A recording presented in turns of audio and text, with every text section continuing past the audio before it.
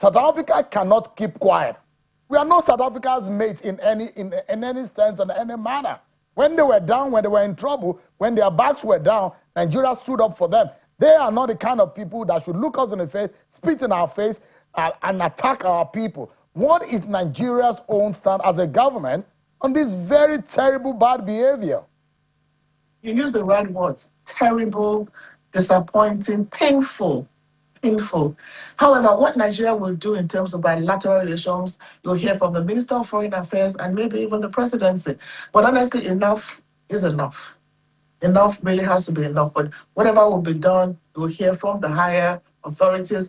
For us as a commission, we've been engaging people to people. We've gone there many times to talk to our own people. But I'll tell you something, like I said, none of these people that came back committed any crime in South Africa. And they hide under crime. If one person commits a crime, get that person, hunt that person, and deal with that person. You cannot generalize. But don't forget that it's not just Nigerians, but we have a higher number. So it's something inrooted in them. And the government is looking the other way. I think that is the sad part.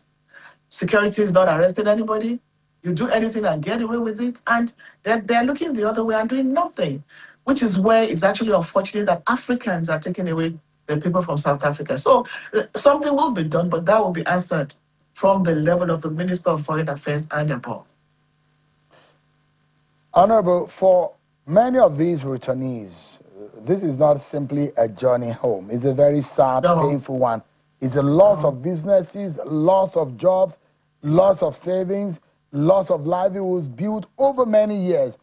Is Nigeria considering compensation? You've mentioned a few other things for them, reintegration support. Is South Africa also, because what then happens is that they start to loot their businesses, forcefully take over their business, and you hear them literally giving ultimatum. You are Nigerian, we want you to leave. We gave you ultimatum of June, leave our country, leave our country. You see them, and they're not ashamed to say it on television, and you hear opposition party in South Africa condemning it. Unfortunately, the government of South Africa is not bold enough, not man enough to be able to stand up to this.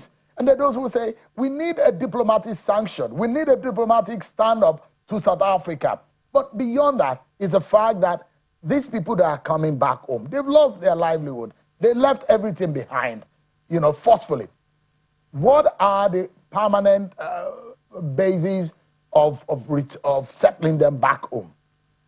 One thing is certain: bringing them back home is not the solution. It's going to happen again.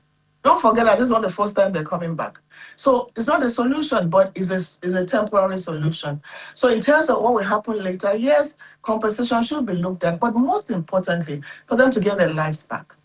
For the man who closed that 6 businesses, how is it going to start again? So that is where Nigeria, through all the subnationals and all that, needs to now look at that. And at this point, I want to appeal to state governors to ensure reintegration of their citizens. For instance, someone that is doing a business, how can you help the business? Like I said, Governor Uzodimma gave them 1 million naira, which is going to get to their accounts maybe by tomorrow. That's a start.